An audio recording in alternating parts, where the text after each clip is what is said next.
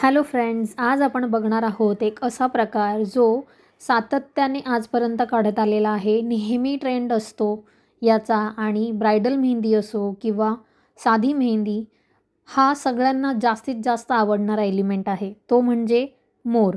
आज आपण शिकणार आहोत की मोर कसा काढायचा, त्याचे कितीतरी प्रकार येतात. तर हा एक आपला भाग 1 आहे.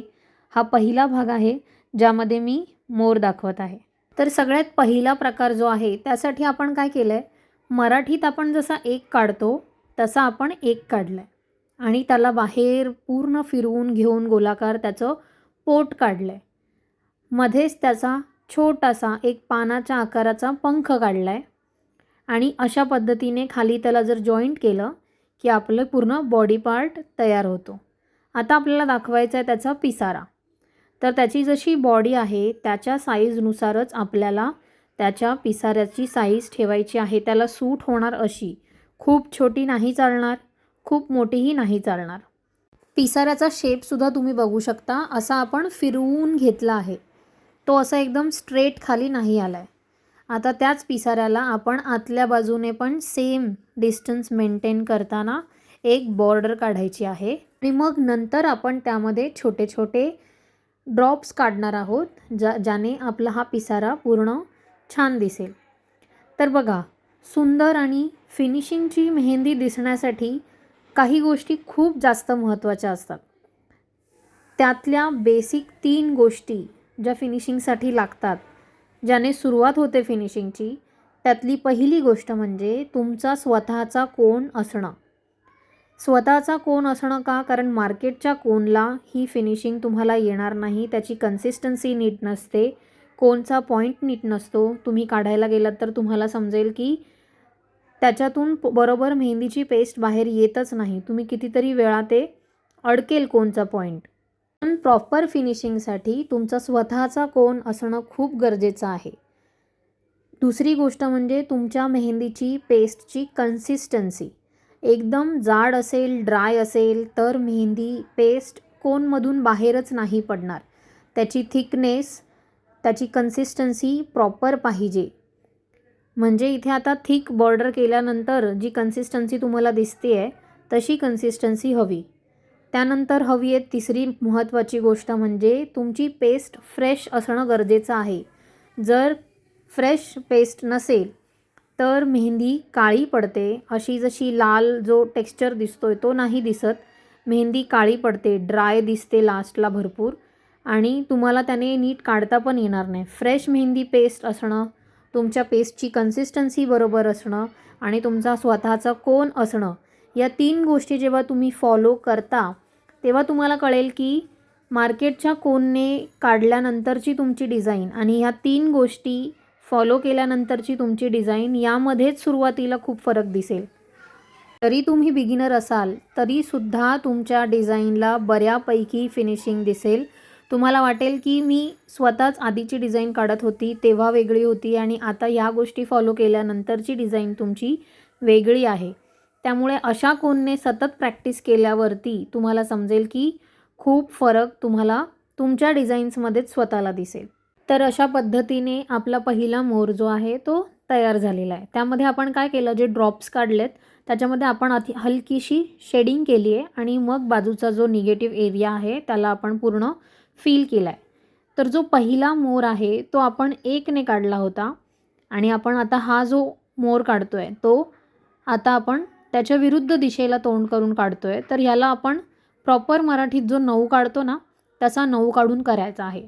सेम 9 काढून त्याला पोट काढायचा आहे बाहेर, त्याचा पानासारखा पंख घ्यायचा आहे वरती टोकदार करून आणि पाठी त्याला पिसाऱ्याचा शेप घ्यायचा आहे.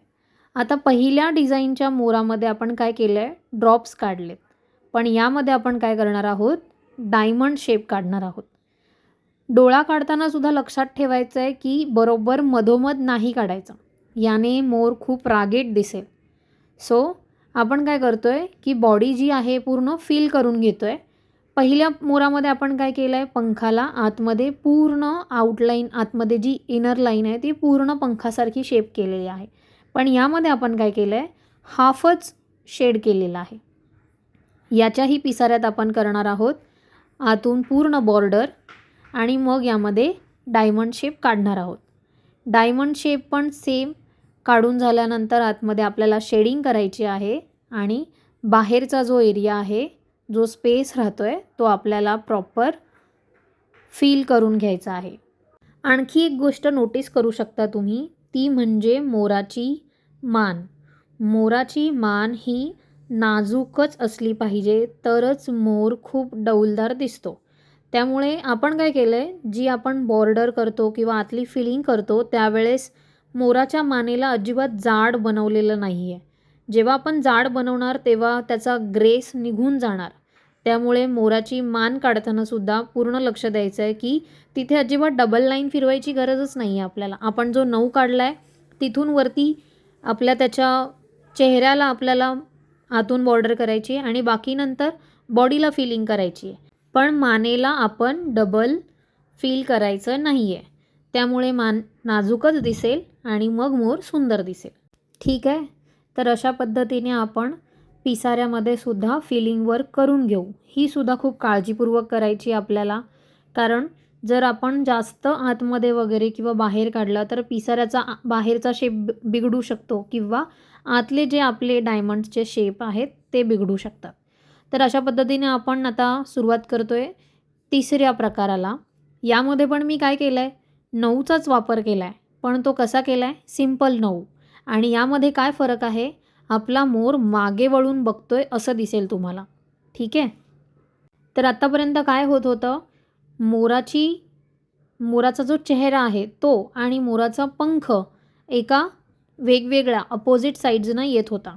पण जेव्हा आता आपण पाहतोय की मोर मागे वळून बघण्यासाठी जो आपण काढला आहे, त्याचा पंख, त्याचा पिसारा आणि मोराचा चेहरा हा सगळा एकाच बाजूला आलेला आहे. तर मागे वळून पाहण्यामुळे काय झालं आहे, मोराचं तोंड ज्या दिशेला आहे तिथेच आपल्याला पानाचा शेपचा व्यवस्थित पंख काढून घ्यायचा आहे. यावेळेस आपण वेगळ्या प्रकाराचा पिसारा काढतोय. तर त्यासाठी आपण काय केलं आहे, आउटलाईन न काढता आतमध्ये जे आपले ड्रॉपचे आपण साईन काढले होते ते सेम इथे रँडम काढले आहेत. पण रँडम काढताना पण आपण काय काळजी घ्यायची आहे, एक ड्रॉप काढल्यानंतर त्याच्या उजव्या बाजूला आणि डाव्या बाजूला असं खाली करत करत करत अल्टरनेट आपण जागेवरती ड्रॉप्स काढत गेलेलो आहे. म्हणजे 2 ड्रॉप्सच्या मध्ये खाली एक ड्रॉप, 2 ड्रॉप्सच्या मध्ये खाली एक ड्रॉप, अशा पद्धतीने आपण ते ड्रॉप्सचे काढलेले आहेत साईन्स. यामध्ये सुद्धा आपण आता काय करतो आहे, पंखात वेगळी डिझाईन करतो आहे. तर आपण एक स्पायरल केला आहे, एक थिक लाईन केली, 2 हम्प्सच्या लाईन काढून सिंपल स्ट्रोक मारलेले आहेत. ठीक आहे. आणि बाकी बॉडी पार्ट आपण पूर्ण फिल करून घेतला आहे. अशा पद्धतीने आपण त्याचा तुरा पण काढू शकतो. आता यामध्ये आपण ड्रॉप्समध्ये काय करणार आहोत, पूर्ण जसं आपण बाहेरच्या पूर्ण पिसाऱ्याला करून घेत होतो तसं या एका एका ड्रॉपला आपण इनर लाईन्स काढून घेणार आहोत. आणि मग याला आपण आतून हाफ सर्कल, म्हणजे जेवढा हाफ ड्रॉप आहे तेवढाच आपल्याला शेडिंग करायची आहे.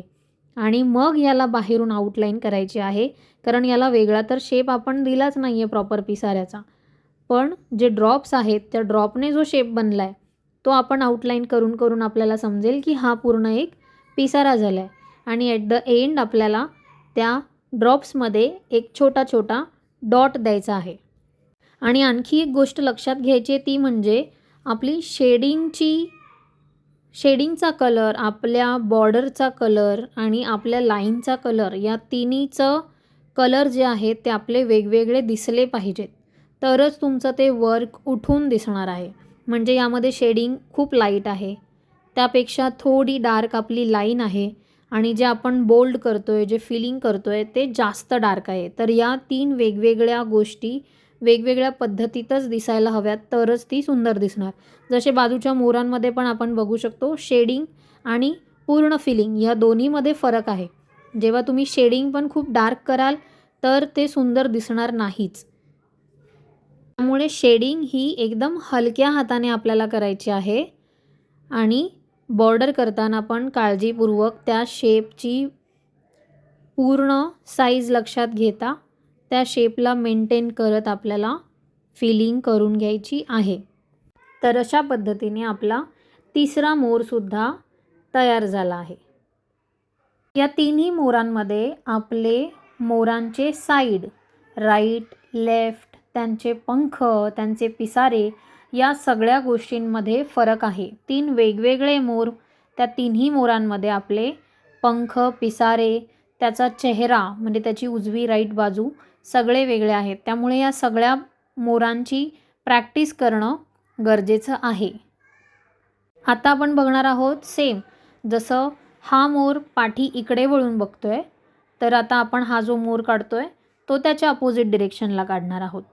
तर आता आपण हा पिसारा कसा काढतोय, पण यासाठी बॉडी आपण कशी काढली, एक जसा पहिला मोर काढला तर एक काढून आपण बॉडी बनवली आहे. आता यासाठी आपण पिसाऱ्यासाठी काय करतोय, एक लाईन घेतोय, खाली ड्रॉपची साईन काढतोय, परत एक लाईन घेतोय, खाली ड्रॉपची साईन काढतोय.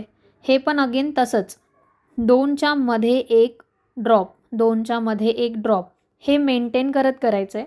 आणि तुमच्या लक्षात येईल की याचा शेप करता करता, याची लाईन काढता काढता मी याला खूप वळणदार असं बनवलेलं आहे, म्हणजे झुपकेदार असा एका बाजूला तो जास्त वळलेला आहे पिसारा, असं आपल्याला दाखवायचं आहे. आता आपण काय करणार आहोत, या पूर्ण मोराला बोल्ड नाही करणार आहोत, असे 3 लाईन्स देऊ मध्ये मध्ये आणि मग बाकीचा एरिया आपण फील करणार आहोत. तर याने सुद्धा खूप वेगळा दिसतो मोर. आणि आतला पंखसुद्धा आत्तापर्यंत आपण शेड आणि डिझाईनने फील केला, पण आता आपण हा पूर्ण डार्क फील करतोय. का? कारण ह्याचा पिसारा वेगळा आहे. आतापर्यंतचे पिसारे जे होते ते आपण डार्क फील करत होतो आणि बॉडीमधला जो आपला पंख आहे तो आपण लाईट ठेवत होतो. पण आता तसं नसणार आहे. आपण आता काय करतोय, पिसाऱ्याला एक असे लाईन्सचे स्ट्रोक देऊन देऊन पिसारा जसा ओरिजिनल पिसारा असतो मोराचा त्या पद्धतीत आपण याला डिझाईन करतोय. त्यामुळे आपण बॉडी डार्क केली आहे, त्याचा पंख डार्क केला आहे. ठीक आहे. मग आता या पिसाऱ्याला सुद्धा काढताना आपण खूप काळजी घ्यायची आहे. आपले जे लाईन्सचे स्ट्रोक आहेत ते वेगळे वेगळेच आले पाहिजेत. ते एकावर एक चढलेत, दिसलेत, डार्क, जाड असे दिसता कामा नये.